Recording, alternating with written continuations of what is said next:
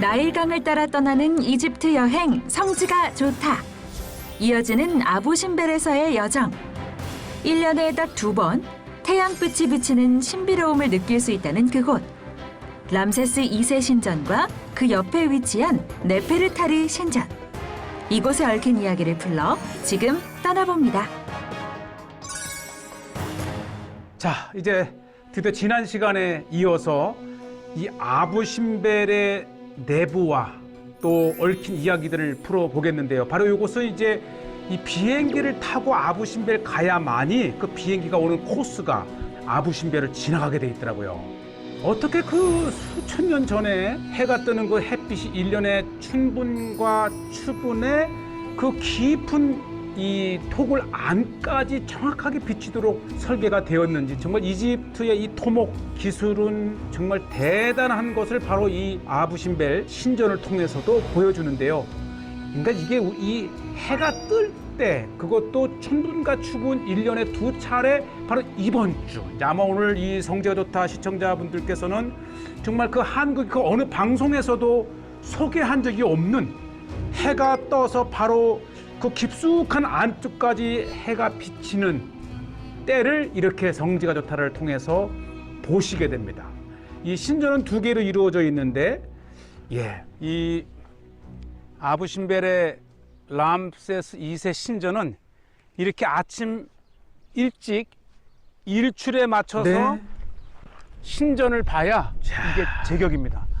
그러니까 3,500년 전에 이 바위를 파서 신전을 만들면서 어떻게 해가 떠오르면서 안쪽 깊숙이까지 이 햇빛이 들어갈 수 있도록 그 계산을 하면서 신전을 팠다는 것이 신비합니다. 이 오리지널인데 이렇게 보면 창문을 만들었어요. 저게 이제 진짜 도구를 막기 위해서, 유인하기 위해서 저렇게 가짜 창문을 만들었다 그래요. 멀리서 보면 정말 진짜 창문 같아요. 그러면서도 이 아름답게 꾸미고 여러 이 그림과 글을 새겨놓은 것을 볼 수가 있고요. 이것이 이제 진짜 오리지널인 것이죠. 비록 이 옮겨오긴 했지만은 정확하게 이렇게 같은 그 각도와 위치에 올려놓은 것을 보겠고요. 세상에. 이게 또 이 멀리서 보는 것하고 가까이서 보니까 이 신상 보시죠. 정말 대단합니다. 저의 키를 보시면서 좀 안타까운 것은 이 4개의 람세스 신상 중에 하나가 완전히 떨어져 내린 것이 아쉽긴 하지만 정말 살아있는 듯한 이 람세스 2세. 람세스 2세는 출애굽과 연관이 되어 있습니다. 이 출애굽의 그 시기에 대해서 논쟁은 있지만 어쨌든 이 히브리인들에게 고역을 시킨 바로라든지 또는 출애굽 당시에 바로 모세와 협상을 하던 바로 둘 중에 하나로 추정이 됩니다. 어쨌든 이 애굽의 연대기는 수정되어야 된다라고 계속해서 이제 학자들이 제기를 하고 있고요. 딱 한 달, 이 10월 하루는 이 떠오르는 태양이 저쪽 신전 안쪽같이 빛이 들어가는데 바로 오늘이 그날이에요. 그 가까운 날 보세요. 태양이 저 가장 안쪽 하토로 신전까지 비치고 있어요. 그러니까 만약에 한번 이집트를 찾을 기회가 있다면 춘분과 추분, 특히 제가 이 10월 20일 전후에 가면 이 모습을 볼 수 있고요. 이렇게 거대한 신상 자체가 이제 람세스 2세의 당시의 이제 국력, 힘을 우리가 읽을 수가 있고요. 람세스 2세의 신전답게 이 거대한 입구에 있고 안쪽으로 들어가면 또 양옆에 이 람세스 2세의 동상들이 쫙 이렇게 있고, 자, 얼마나 보시죠. 이제 햇볕이 그대로 안쪽 토굴 람세스 2세와 그 신전 상까지 들어가는 모습. 이제 이 신전이 중요한 게 아니고 이렇게 이 바위를 파서 만들면서도 이 각도를 찾아내서 만들었다는 것이 중요하고요. 이것이 1년에 2번, 봄과 가을에. 얼마나 지금 오늘 이 성지가 좋다 시청자들은 대단한 걸 보고 계시는데 1년에 딱 봄과 가을 2차례 이렇게 태양빛이 하토로 신전을 비치는 날이 바로 오늘입니다. 저도 뭐 여러 차례 가봤지만 이렇게 이 햇볕이 안쪽 끝까지 들어오는 모습은 처음입니다. 좀 놀라운 날이에요. 1년에 딱 봄과 가을 두 차례 햇빛이 이렇게 안쪽 신전까지 비치는데 바로 오늘이 이렇게 신전까지 햇빛이 들어온 걸 보면 신비해요. 우리는 여기에서 3천 수백 년 전에 애굽, 이집트의 정말 높은 토목, 이 공법과 그들의 이 계산해낸 것이 정말 이 인류의 4대 문명 중에 하나였던 그 나일 문명의 아주 하이라이트를 3,500년 전에 그려놓은 벽화라고는 믿을 수 없을 정도로 굉장히 상태가 아주 선명하게 이렇게 네. 남아 있습니다. 모습도 그렇고 색상도 그렇고 3,500년 전의 것이라고 믿기 어려울 정도로 아주 그 선명하고 그 색감이 그대로 남아 있습니다. 지금 이집트는 정말 그렇게 썩 잘 사는 나라는 아니지만 이들의 이 2000년, 3000년, 4000년 전으로 거슬러 올라간 옛 애굽의 정말 수준 높은 그들의 힘과 과학과 예술을 볼 수가 있고요.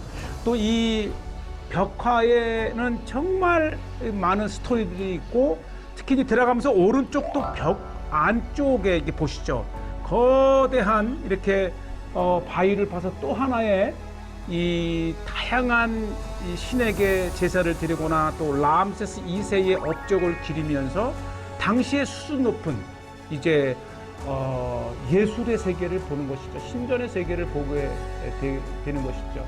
정말 이집트는 이 평생에 한 번쯤은 가볼 만한 장소이면서 특히 이 이집트는 이 출애굽한 이스라엘 백성들이 가지고 나온 그 문화의 뿌리에 해당합니다. 광야 생활에서의 모습이라든지 그들이 성막을 지을 때의 그 모든 요소가 하나님의 명령을 했지만 그 많은 흔적들이 애굽의 문화에서 찾을 수가 있는 것입니다. 아마 그것이 우리가 애굽을 찾는 모습이기도 하고요.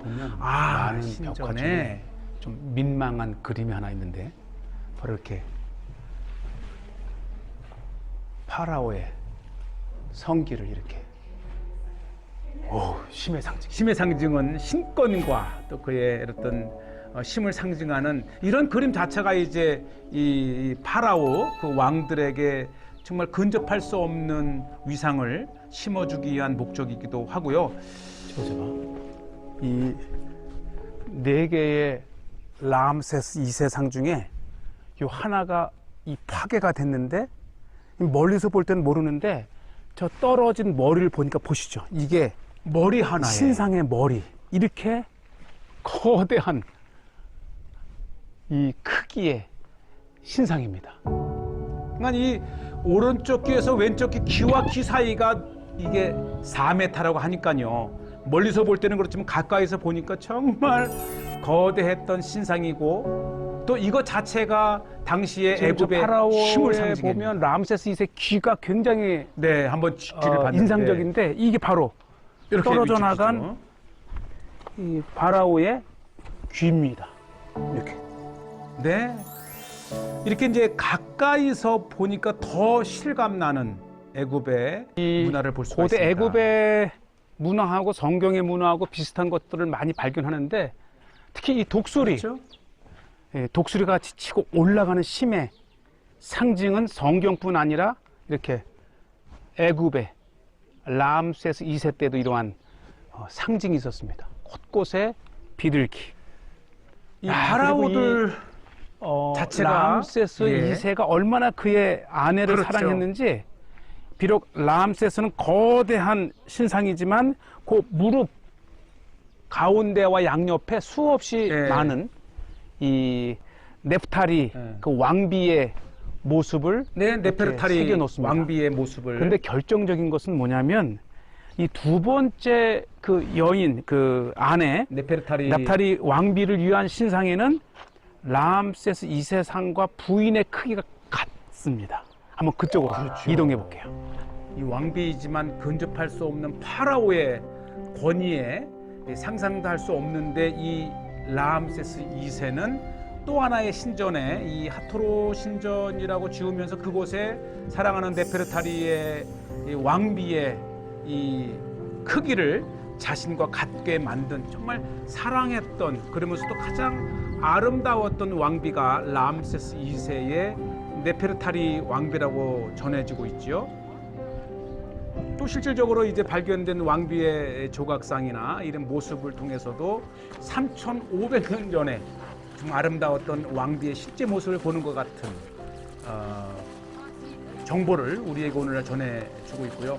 이제 코로나가 조금씩 완화되면서 관광객이 늘어가고 있고 또 비록 이렇게 이제 다리를 다쳤지만 이렇게 휠체어를 통해서 접근할 수 있는 정말 이 고대의 애굽의 문화를 보는 것은 너무나도 참 설레이는 일이고 특히 이 성경을 읽는 우리에게는 모세 오경에 다양하게 숨겨져 있는 다음 장소는 어디예요? 요소가 있습니다. 파라오의 사랑하는 아내 네페르타르 신전입니다. 원래 하토로 신전이라고 하는데 알고 보면 자기 부인을 위한 신전이라고 하네요. 그렇죠. 네.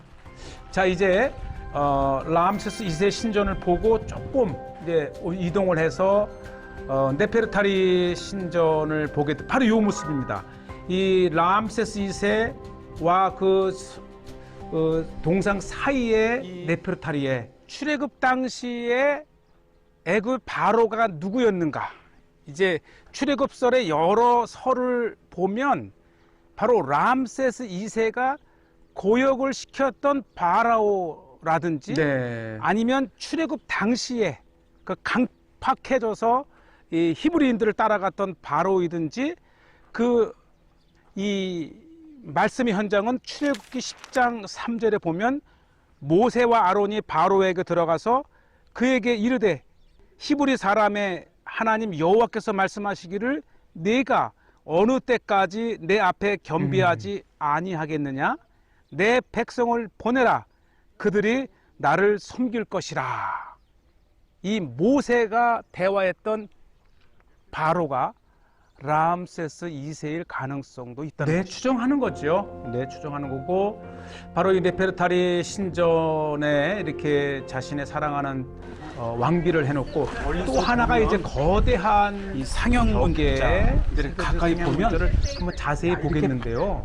이 바위를 파서 이렇게 만들었어요. 이라크의 메소포타미아에는 쐐기 문자가 있다면 나일강의 애굽에는 이렇게 상형 문자가 이 고대의 4대 문명을 꽃피운 문명이죠.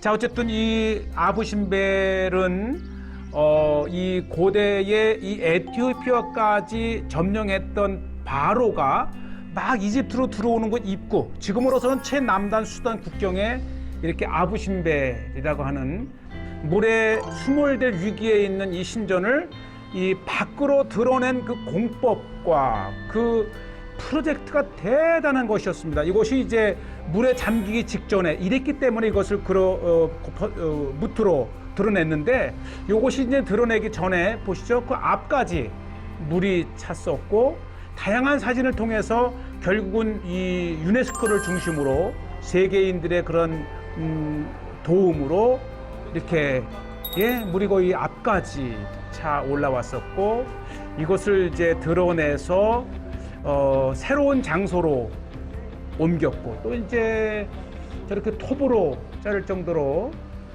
돌이 이제 연한 바위였었고 정말 대단했다고 합니다. 1970년대에 이 프로젝트를 실행하면서 정말 이 인류가 갖고 있던 최고의 공법과 기술로 완벽하게 이렇게 천수백 개로 이렇게 덩이를 만들어서 옮겼고 지금 들어가서 보면 전혀 이 오리지널 그대로 믿을 정도로 완벽하게 옮겨놓은 모습들을 보고 계십니다. 그리고 그때 당시에 얼마나 대단한 프로젝트였는지 이제 아부신벨 이 한 편의 박물관을 만들어서 그 과정을 상세하게 이렇게 기록을 남겨놓고 있습니다.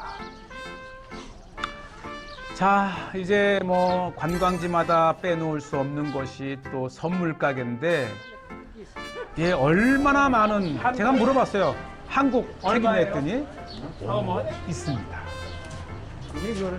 뭐 이집트에서 물건을 살 때는 먼저 부르는 가격의 반을 치고서 시작하라는 말이 있는데 예, 결국은 뭐 한 30불을 부르는 거를 결국은 막 뒤에 따라오면서까지 하길래 어쨌든 한 12, 13불에 구입했고요. 뭐 하나 지났다 치면 또 있고 또 있고 이러한 것이 거의 뭐 한 수십 미터에 거쳐서 예, 뭐 다양한 악기도 또 이 손님들을 끌기 위해서 예, 뭐 코로나 때 얼마나 힘들었겠어요. 자, 이렇게 해서 이제 다시 이제 시내로 들어오는데 뭐 툭툭이라고 하는 오토바이도 타지만 이렇게 합승 택시도 있고요.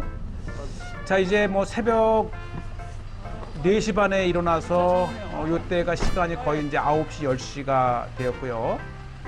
다시 시내에 들어와서 이제 아침 요기도 하면서 마지막으로 인상에 남을 추억을 좀 쌓고 있고 제가 이제 전편에서 이곳에서 차를 마셨는데 요 옆 가게가 정말 누비아인들의 이게 아주 전통 음식이랍니다. 간판을 보니까 정말 이 아부신벨의 누비안 전통 음식 같아요. 이렇게 수프 도대체 해가지고 어떤 맛인가 궁금해요. 읽어보세요. 나 해서 먹죠. 네. 콩국. 자, 이 음식의 실체는 들어서니까 벌써 싹텐, 굿모닝. What's the name? 있는데 네, 요거 이제 후무스. 슬라마니. 와. 비지. 와. 정말. 와. 아주 굉장히도 친절하고요. 정말 먹음직스러워요. 네, 다시 이제 이 누비아인들의 땅 아부신벨에 수고객들이 하루속 붐비는 날이 와서 이곳 타이인들에게 더 이렇게 한 방 웃음을 안겨줬으면 좋겠어요. With picture? Have you picture? 자, 이들과 함께 사진 찰칵. 이게 진짜 찍은 사진입니다. 이렇게 이제 보여드리는데, 자, 제가 주문한 것은 이제 풀이라고 하는 이제 그 콩을 푹 삶아서 빵을 찍어 먹는 것과 함께 누비아식 오므라이스. 도대체 어떻게 만들면 어떤 맛일까? 여기는 프라이팬이 아니고요, 뚝배기 합니다. 그 계란 2개를 팔아서 기름을 퉁. 이게요. 이렇게 또 후라이를 하니까 먹음직스럽습니다. 제가 이제 예루살렘에 가서 이게 은근하게 이제 올리브 기름 아부신벨의 오믈렛이래요. 오믈렛. 프랑. 빵이에요. 뭐 피타빵 이스라엘에 있는데 뭐 전 중동 아프리카에 비슷한. 그렇지만 이게 여기 좀 이스라엘에서는 후무스에 살짝 얹는 건데 여기는 아예 이 풀이라고 이게 맛있는 콩 먹는 건 이렇게 풀을. 여기는 숟갈 포크가 없어요. 다 빵으로 이제 이 음식을 찍어 먹는 것. 그래서 저는 전편에도 말씀드렸지만은 예수님께서 나와 함께 그릇에 손을 놓는 자라 할 때 이렇게, 그러니까 서로들 빵으로 이 그릇에 손을 넣는다고 하는 것이 세상에 이렇게 중동의 문화였던 것이 신약 성경에 그대로 묻어 있습니다. 네. 그리고 이제 펠라펠처럼 옆에 상 손님이 선물해. 다 이 여행하면서 한국인이라는 이유만으로 얼마나 대접을 받는지 모릅니다. 빵도 먹어보고 참 열심히 새벽부터 뛴 그 땀에 보답이 되듯 무얼 먹어도 맛있어요. 자, 이렇게 이제 이틀간의 누비아의 생활을 마치면서 밥 먹고 나서 또 누비아인들의 빵은 어떤가, 이게 많이 보던 모습이잖아요. 이제는 이 이스라엘에서의 피타빵이라고 하는 것이 뭐 요르단, 이집트, 정말 중동 아프리카 곳곳에서 거의 비슷하다고 하는 것이고요. 또 나라가 잘 살든 못 살든 국민에게 빵만큼은 마음껏 먹게 해주는 모습. 참 이 잘 사나 못 사나 행복한 이들의 모습이면서 이제는 이 누비아인들의 아주 전형적인 농촌 모습을 그림에서나 볼 수가 있어요. 이 누비아의 강가에 수몰이 되면서 다 정든 땅을 나왔지만 이렇게 계속해서 또 2세들이 태어나고 살아가는 누비아인들의 모습. 한 150만 명이 있지만 전혀 복음이 전해지지 않은 1% 미만의 또 우리의 복음이 들어가야 될 선교지이기도 합니다. 아마 이것을 보시는 많은 분들에게 누비아 땅에 복음 전하는 또 이 결심이 서기를 바라고요. 예, 누비아인의 순진하고 착하고 친절하고 그러면서도 이제 이집트에 있으면서 이집트의 누비아인으로 살아가는 이 누비아인들의 모습이고, 자 이제 이렇게 해서 아부신배를 마치고 아스완으로 360km 더 북쪽 아스완 땅, 이 아스완 땅은 성경에 수에네, 그래서 이 애굽을 지칭할 때 믹돌에서 수에네까지라고 할 때에 그 수에네가 바로 아스완인데 아스완까지 갑니다. 아부신배를 떠나서 아수안까지 가는 버스 아닙니다. 이렇게 한 4시간 정도 네. 사막길을 통해서 이제 아수안에 도착을 합니다. 근데 코로나로서 또 이곳에 정말 치안은 괜찮을까 많은 염려 끝에 왔지만 하나님께서 보호해 주시고 인도해 주셔서 아부신벨의 특별한 이 체험들을 이렇게 성지가 좋다에 소개하면서 잘 빠져나올 수 있었고요. 그리고 워낙 긴 거리라 중간에 이제 한 번인가 두 번을 이렇게 이제 쉬었다 가는데, 이 휴게소에서 정말 누비아인들의 마음을 알 수 있는 것을 봤는데 바로 어느 휴게소든지 무료로 공급해주는 물입니다. 네, 사실 뭐 물은 다 팔잖아요. 근데 정작 아프리카에서는 물을 공짜로. 왜냐면 이것은 사 먹을 수 있는 게 아니고 생명을 유지하기 위해서 기본적인 거기 때문에 이것만큼은 그냥 서로 입을 대고 공짜로. 마셔서 제가 마시고 어느 마을이든지 물을 어느 휴게소든지 이거 한 통만 비춰봐요. 공짜입니다. 사막의 문화 같아요. 물을 그리고 물이 마실 수 있도록 이렇게 시원해요. 준비를 해놨어요. 어우, 했다 이거. 네, 아주 아름다운 누비아 사막의 배려를 볼 수 있는데, 이렇게 누구든지 버스에서 내리면 물을 마음껏 마셔서 탈진하지 않게끔 서로가 서로를 배려하는 문화가, 자 이렇게 이제 한 잔짜리 두 잔짜리 이 커피와 차의 문화는 중동 아프리카의 좀 아름다운 문화인 것 같아요. 땡큐. 예, 수줍은 듯이 낯선 한국인에게 차를 건네는 모습. 예, 더울수록 따끈한 차와 필수입니다. 그러니까 여기가 아부신벨에서 아스완으로 가는 중간에 나는 토시카라고 하는 마을의 휴게소입니다. 아부신벨에 룩소. 일 때문에 왔다가 저도 곧 아스완을 통해서 룩소까지 가게 되는데 정말 중동 아프리카인들이 친절합니다. 조금 이제 코로나 때문에 염려는 됐지만 그래도 이 아름다운 현지인들의 모습을 보고 정말 도저히 올 수 없는 이 한국의 시청자들께 이 소식을 전하게 돼서 기쁘고요. 자, 이렇게 끊임없이 360km를 이제 누비아 사막을 통해서 아스완까지 갑니다.